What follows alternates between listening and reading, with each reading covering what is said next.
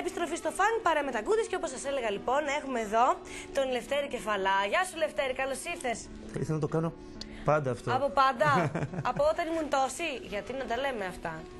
Συνήθως φώναζα τις περισσότερες φορές. Τις περισσότερες φορές φώναζες. Λευτέρης Κεφαλάς λοιπόν είναι ο επιχρονιά επικεφαλής του περιοδικού Νίτρο, δηλαδή και αφεντικό μου, ας πούμε έτσι χοντρικά, αφεντικό, και μπαμπούλας και τι άλλο ήσουνα.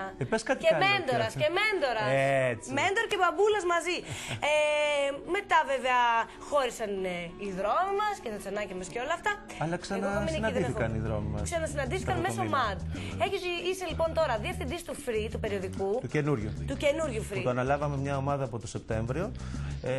Καινούριο από την αρχή. Κρατήσαμε μόνο τον τίτλο, αλλάξαμε σχήμα, κόνσεπτ περιοδικού. Σχήμα, για να δω. Ήταν πάνω κάτω μας ψηλό, έτσι δεν ήταν? Ήταν λίγο. Λίγο πιο τετράγωνο.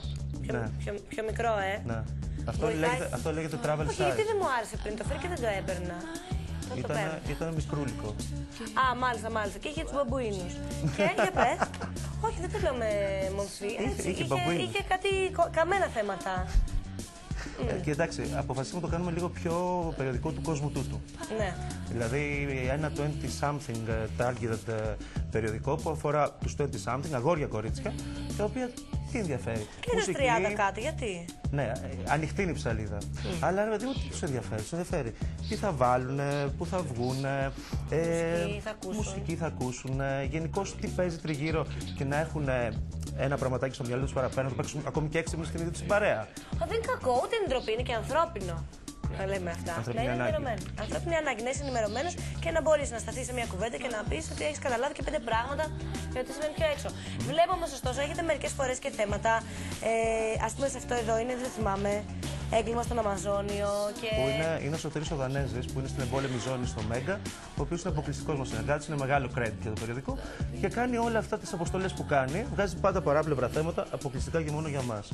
Αυτό τώρα τι είναι το έγκλημα στον Αμαζόνιο? Το έγκλημα στον Αμαζόνιο είναι πώς γίνεται αποψήλωση και πώς ουσιαστικά καταρακώνουν τον πνεύμονα της γης. Αλλά μίλησα ακόμη και με ανθρώπους που κάνουν σαν business αυτό όλο το παράνομο πράγμα, το οποίο ουσιαστικά ξυλώνουν τον Αμαζόνιο. Και μίλησα και με αυτούς. Wow, εντάξει, είναι για μένα τα θέματα του Δανέζη, που σου είπα ούτως ή άλλως έχει μεγάλο credit στην αγορά, είναι ένα αντιστάθμισμα σε όλο το άλλο το ελαφρύ, εντός εισαγωγικών ελαφρύ, του υπόλοιπου περιοδικού που έχει να κάνει με μόδα, έχει να κάνει με στυλ, έχει να κάνει με μουσικές, έχει να κάνει με κινηματογράφους, έχει να κάνει γενικότερα με πράγματα τα οποία αφορούν τους πιτσιρικάδες. Κάτι λίγο να προβληματιστεί και περισσότερο. Είτε είναι αυτό, είτε είναι. Στο προηγούμενο τεύχος είχαμε κάποιους βετεράνους του Ιράκ, οι οποίοι γύρισαν στη Νέα Υόρκη και κάνανε. Του Δανέζοι πάλι, που κάνανε, ας πούμε, σαν να κάνανε συλλήψεις μέσα στην Times Square. Εικονικές. Και δηλαδή όλη αυτή η φρίκη του Ιράκ μεταφέρθηκε στην Times Square μέσα στο Μανχάταν. Μπας και πάρουν πρέπει τι γίνεται. Ακριβώς. Γιατί δεν τα ζουν και πολύ, ούτε ενημερώνονται πολύ.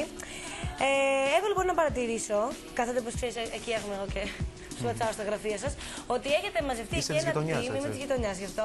Έχετε μαζευτεί εκεί ένα team. Είναι ο Φώτης ο Βαλάτος, είναι ο Αλέξανδρος Ορκουτάκης, είναι ο Γιώργος Δέδης, τον ακούνε εδώ χρόνια στην εκπομπή. Είναι και εξωτερική και άλλοι. Η Τίνα Σαρδελά, είναι πάρα πολύ εξωτερική. Ο Παναγιώτης ο Μένεγος που είναι στην Athens. Ο Παναγιώτης ο Μένεγος που γράφει βέβαια. Καλά, ο Παναγιώτης ο Μένεγος, ό,τι γίνεται urban μέσα. Ο Παναγιώτης. Και η Τίνα και όλα αυτά τα παιδιά.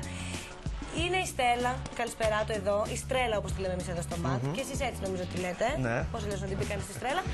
Και μου δίνει την αίσθηση ότι είναι ένα γραφείο, πρόσεξε.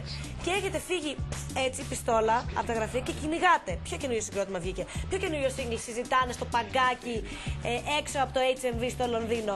Ποια μπλούζα είναι η αγαπημένη του τραγουδιστή του τάδε συγκροτήματος και πού θα τη βρεις και θα. Δηλαδή, εμένα με αγχώνει μερικές φορές. Λέω Παναγία μου, πώς τα βρίσκω αυτά? Να σου πω το εξής. Το βασικότερο της υπόθεσης είναι ότι εμείς είμαστε ξεκομμένοι από τα κεντρικά γραφεία του ομίλου. Του ομίλου, του ΔΟΛ. Είμαστε μόνοι. Δεν πειράζει, εγώ και εγώ είμαι άκοδο, συνέχεια δεν θέμα. Εντάξει, παλιό μαγαζί. Γεια σου Πέτρο. Λοιπόν, και είμαστε μέσα στο κέντρο, είμαστε στην πλατεία Καρίτσα. Στον 4ο όροφο, μόνοι μας, στη μέση πουθενά.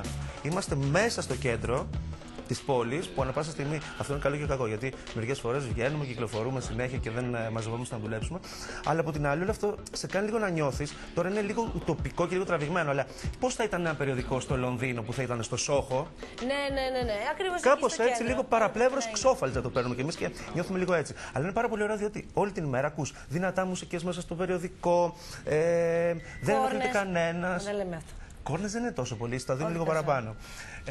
Γενικότερα όλο αυτό το πράγμα, το ότι υπάρχει χαβαλές, υπάρχει μουσική, ανταλλάσσονται συνέχεια πληροφορίες όλη την ώρα μέσα στην ημέρα. Από το ένα σετ που κατεβάζουμε, ας πούμε. Και τα ακούτε και να έρχεται και τη Μαροζίνα εκεί να πούμε, η οποία πια κοντεύει να μπει μέσα στον υπολογιστή. Και κάθε φορά μου λέει: Άκου ένα συγκρότημα που ανακάλυψα. Άκου ένα site με ρούχα που βρήκα. Άκου και ένα δες. Αυτό είναι λίγο σαν δεύτερη φύση πια έχει γίνει. Μην νομίζεις, και εγώ δεν το ήξερα τόσο καλά αυτό το πράγμα. Δηλαδή μπήκα και δεν το κατάλαβα με τη μία ότι είναι ένα τέτοιο πράγμα, ένα τέτοιο περιοδικό, ότι θα γίνει ένα τέτοιο περιοδικό.